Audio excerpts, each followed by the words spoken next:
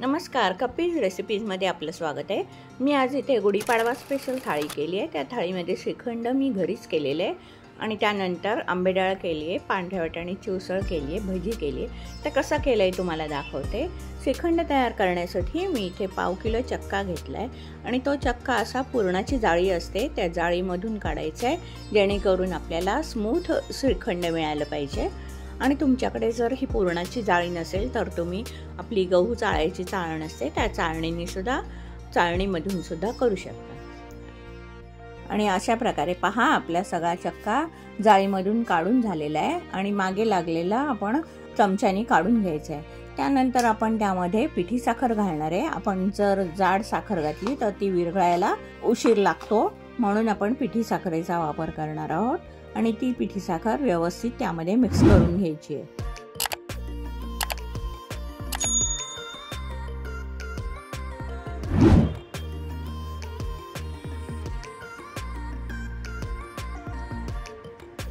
हे पहा, चक्का आणि साखर मिक्स करून झालेले आहे आणि आता त्यामध्ये आपण काय करायचे, बदाम आणि पिस्त्याची कापं घालायची आहेत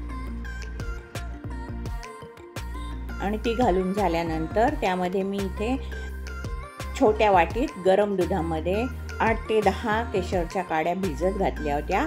ते दूध आपण त्या श्रीखंडामध्ये घालायचे आणि एकजीव करून घ्यायचे आणि ते मिक्स करून झाल्यानंतर श्रीखंडामध्ये अर्धा चमचा वेलची पावडर घालायची आणि जायफळ असं थोडंसं किसून घालायचं।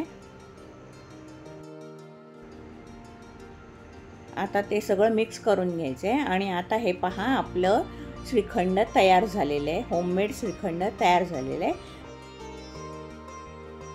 श्रीखंड थोडं अजून घट्ट वाटते, त्यामुळे त्यामध्ये मी अजून 2 ते 3 टेबलस्पून दूध घालून घेते आणि ते एकत्र करून घेते। हे पहा, दूध एकत्र झालेलं आहे। आता आपलं श्रीखंड तयार झालंय आणि ते आता आपण एका भांड्यात काढून घ्यायचे आणि आपल्या गुढीपाडवा स्पेशल थाळीमधलं श्रीखंड तयार झालेलं आहे आणि हे तयार झालेलं श्रीखंड आपण फ्रीजमध्ये ठेवून द्यायचे आणि त्या श्रीखंडावर आपण असं वरून पुन्हा एकदा बदाम आणि पिस्त्याची कापं घालून घ्यायचे। पहा किती सुंदर झालंय श्रीखंड। आता यानंतर मी आता वरण करणार आहे। वरणासाठी मी पाव कप डाळ घेतलेली आहे। ती डाळ व्यवस्थित 2 पाण्याने धुवून घ्यायची आणि ती धुवून झाल्यानंतर त्यामध्ये डाळ शिजण्यापुरती पाणी घालायचे आणि नंतर अर्धा चमचा हळद घालायची, पाव चमचा हिंग घालायचे आणि इथे भातासाठी मी अर्धा कप तांदूळ घेतलेले। अर्धा कप तांदूळ सुद्धा 2 पाण्याने व्यवस्थित धुवून घ्यायचे आणि त्याच्या दुप्पट पाणी घालून कुकरला डाळ आणि तांदूळ लावून द्यायचे। आणि आता इथे चण्याची डाळ मी 2 तास आधी भिजत घातली होती, ती उपसून घ्यायची आहे आणि त्यानंतर ती मिक्सरच्या भांड्यात घालायची आणि त्यामध्ये 3 मिरच्या घालून घ्यायच्या आहेत। इथे तुम्हाला मिरच्या तुमच्या आवडीनुसार तुम्ही घालू शकता। हे पहा, मिक्सरमधून मी फिरवून घेतली आहे डाळ। ती डाळ अशी बारीक नाही करायची, जाडसर ठेवायची आहे थोडी। आणि आता ती डाळ आपण मिक्सरच्या भांड्यातून बाहेर काढून घेऊया दुसऱ्या भांड्यामध्ये।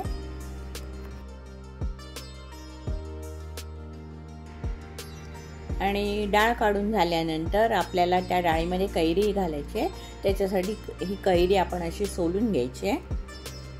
कैरी सोलून झाल्यानंतर ती कैरी किसून घ्यायची आपल्याला। मी कैरी छोट्या जाळीने करते, छोट्या किसणीने करते, म्हणजे ती कैरी डाळीमध्ये एकत्र झाली पाहिजे। पहा, कैरी आपली किसून झालेली आहे, बारीकशी किसून झाली आहे। ती किसून झाल्यानंतर आपण त्या वाटलेल्या डाळीत घालायची आहे। ही किसलेली एक कैरी आहे, पण ती बरोबर आपल्याला 2 चमचे झाली आहे। आणि त्यानंतर चवीला मीठ घालायचं आहे चवीनुसार आणि कोथिंबीर घालायची आहे आणि हे सगळं घालून व्यवस्थित डाळीमध्ये मिक्स करून घ्यायचं आहे।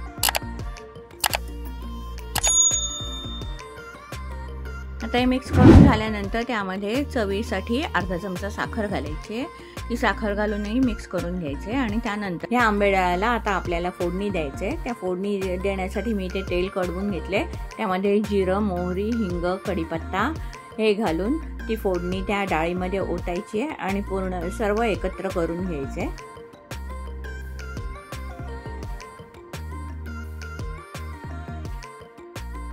हे पहा, अशा प्रकारे आपली आंबे डाळ सुद्धा तयार झाली।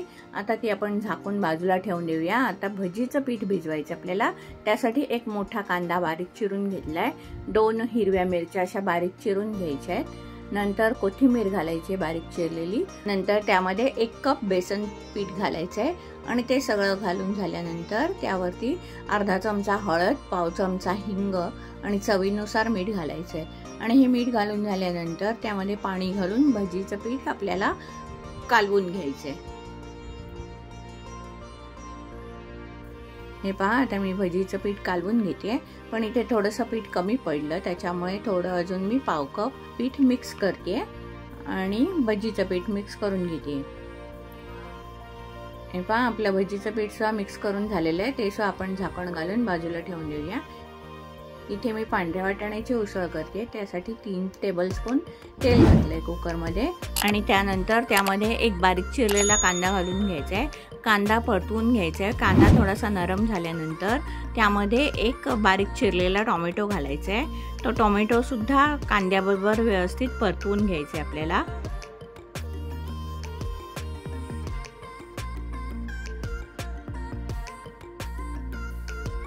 कांदा आणि टोमॅटो परतवून झाल्यानंतर त्यामध्ये 2 टीस्पून कांदा लसूण मसाला घालते, अर्धा चमचा हळद घालते आणि पाव टीस्पून हिंग घालते आणि व्यवस्थित मसाला परतवून घेते। आता हे मी पांढरे वाटाणे घालते। पांढरे वाटाणे मी रात्रभर पाण्यामध्ये भिजत घातले होते, ते मी घालून घेते आणि फोडणीमध्ये व्यवस्थित परतवून घेते। आणि ते परतवून झाल्यानंतर त्यामध्ये चवीनुसार मीठ घालायचे आपल्याला आणि मीठ घालून घेतल्यानंतर व्यवस्थित आपल्याला परतून घ्यायची भाजी। वाटाण्याला शिजायला जेवढं पाणी लागतं त्या प्रमाणात आपण पाणी घालून घ्यायचंय आणि पाणी घालून ढवळून घ्यायचंय। त्यानंतर त्यावरती थोडीशी कोथिंबीर घालायची आहे। कोथिंबीर घालून झाल्यानंतर 1 टीस्पून कोकणी मसाला घालायचा आहे। हा मसाला मी नाशिकवरून आणला होता। कोकणी मसाला म्हणजे साधारण गरम मसाल्यासारखाच लागतो, तुम्ही गरम मसाला सुद्धा घालू शकता त्यामध्ये। आता कुकरला झाकण लावून 2 ते 3 शिट्या होऊ द्यायच्या आहेत आपण कुकरच्या।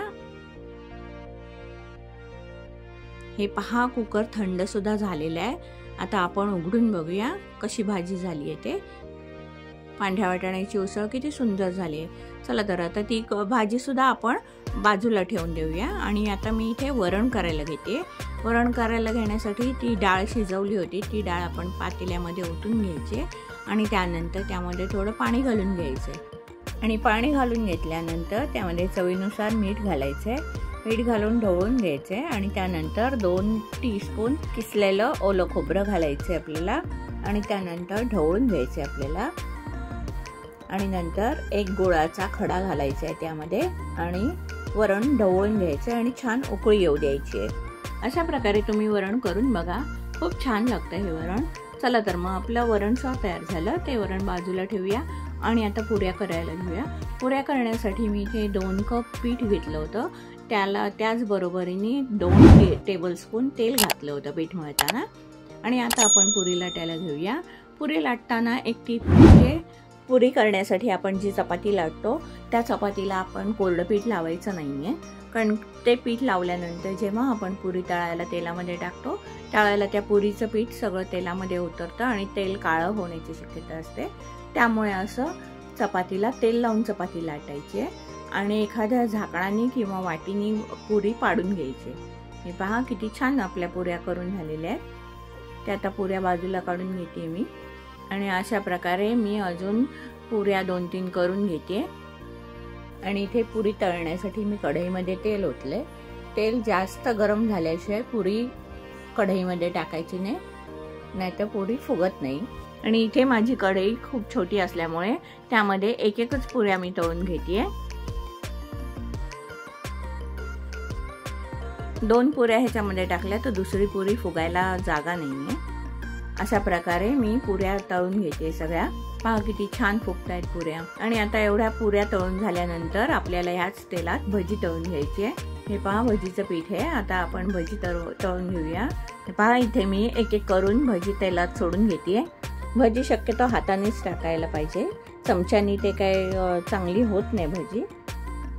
पहा, भजी किती छान होत आली आहे, चला तर मग आतापर्यंत आपल्या गुढीपाडवा स्पेशल थाळीमधले सगळे रेसिपी करून झालेले आहेत. आता ही शेवटची रेसिपी आहे. एवढी भजी झाल्यानंतर आपण गुढीपाडवा स्पेशल थाळी सर्व करणार आहोत. हे पहा, आपली भजी इकडे तळून झालेली आहे.